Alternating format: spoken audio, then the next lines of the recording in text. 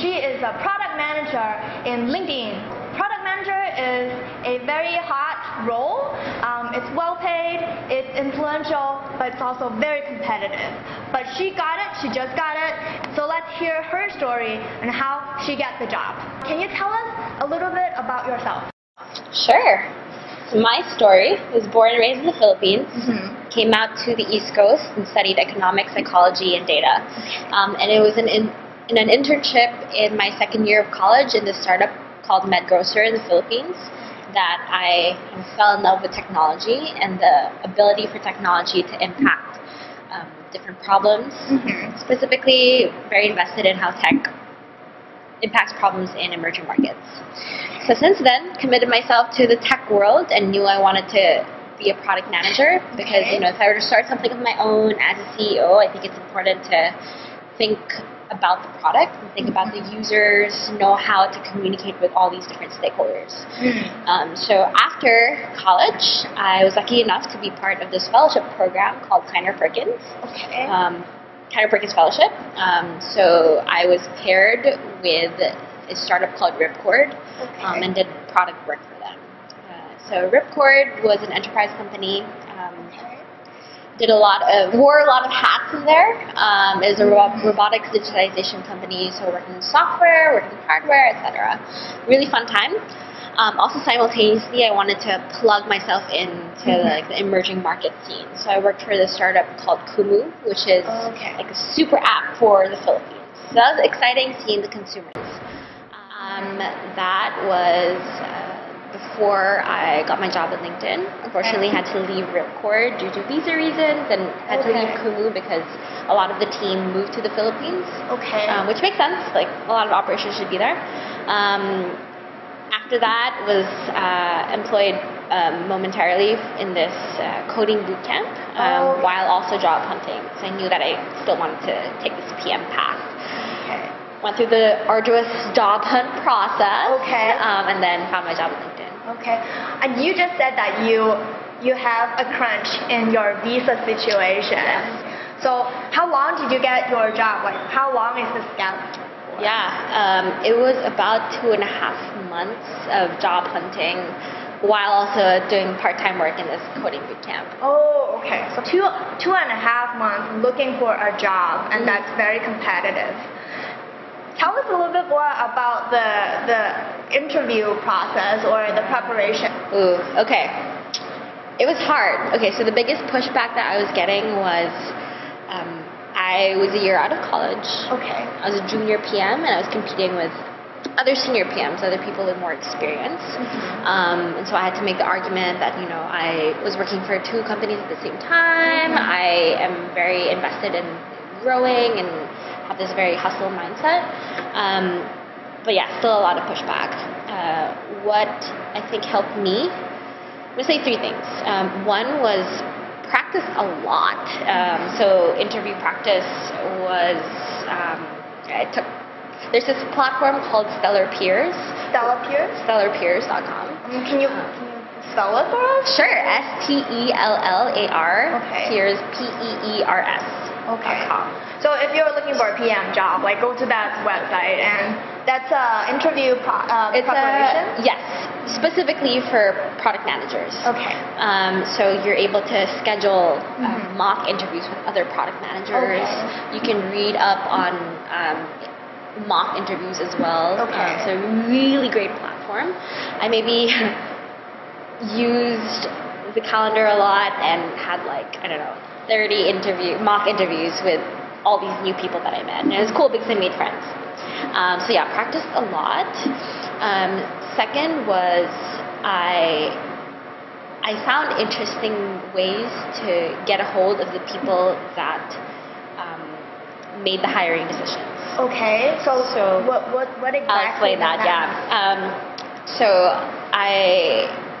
When you're job hunting, you're talking to recruiters. You're also talking to hiring managers, etc. What I found was that in bigger companies, at least, recruiters gave me that pushback. You're too junior. I don't know, might not be able to talk to you because I'm talking to other people. But when I went directly to the hiring managers and showed them my hustle and showed them, hey, I can communicate my value in this way, they were more likely to talk to me. And they're also, they're the people that you need to build the rapport with, and if they like you, then you can bypass the recruiters, right? That's a really, really interesting and useful tip. Yeah, and I'll explain how I got my job at LinkedIn as a good example for it. So I went on LinkedIn. on the search bar at LinkedIn, I typed product manager LinkedIn, I'm hiring. And then it showed the list of people who had I'm hiring or we're hiring or hiring for PMs on their job description or job titles. So the first person that was there actually is my manager now. So I messaged her, read her articles, kind of understood who she was, and was like, hey, I can communicate, I can provide value to your team in this way. These are my skills, etc. I hope you consider me. She's like, okay. You have an interesting background, talk to my recruiter. So then when I talked to the recruiter, I was already vetted, right? The hiring manager already said hey, she's cool, talk to her. And then went through the process and she got my job. So that's a second tip is find creative ways to bypass or talk to the right people. Lastly, and I think this goes for any sort of job, or it's a great skill overall, is being able to tell your story in a very compelling way and in a consistent manner as well. So very early on, I had a document where I had my pitch, the pitch that I just told you about, tell me about yourself. Kind of making sure that you have a good narrative that you play out, and that you test it with different users until you find something that's true to yourself and that hits home with everyone else. But also make sure you have 5 stories. 5 stories. Yeah, that answer behavioral questions. So the typical Can you give us an example, one of it? So I'll give an example of the question. So there's, what's your weakness? Tell me about a time you had conflict with someone. Tell me about a time you took initiative to do a project. One of the interesting stories that I had was when I worked on a project with my dad. So this is maybe around when did you take initiative in solving a problem? Let's say that's the question. So I worked on a project with my dad because I saw that he had a problem of he works in the financial world in the Philippines, and he gets people to invest in or set up brokerage accounts. But what happens is he sends papers to you, for example, and then you have to print it out, sign it, fax it back to him, and then if there's a mistake, do it all over again.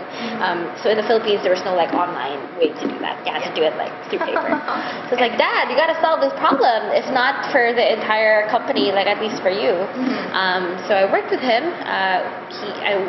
I built a little prototype and talked to some of his users, and then had a little website where people can simply just type stuff in, and then it prints out a PDF. And then so we tested that in one of his talks, or there were 300 people. So tested it out, but found out at the end of the talk that if her main metric was number of people who signed up, there were 0 people who signed up. So I was oh, that's so sad. But as a product manager, you want to understand the problem. You understand why did the product work as well as it should have. We found out there's a language barrier because it's in English, it should have been Filipino, and that the form was too long. So people were dropping off early. So iterated, changed it up, released it in another one of his talks, and we found that there are a lot of people who downloaded it more. So that was a really interesting project, and I think that hit home with a lot of my interviewers. Nice. So for a project, it doesn't have to be a formal one. You can do it with your family. They just want to see your ability to approach it, right? It doesn't have to be a successful one. It could have a failure. And I think it's even better if there's a failure. Yeah. Next episode, Mika will talk more about interviews, behavioral questions, and why she chose LinkedIn.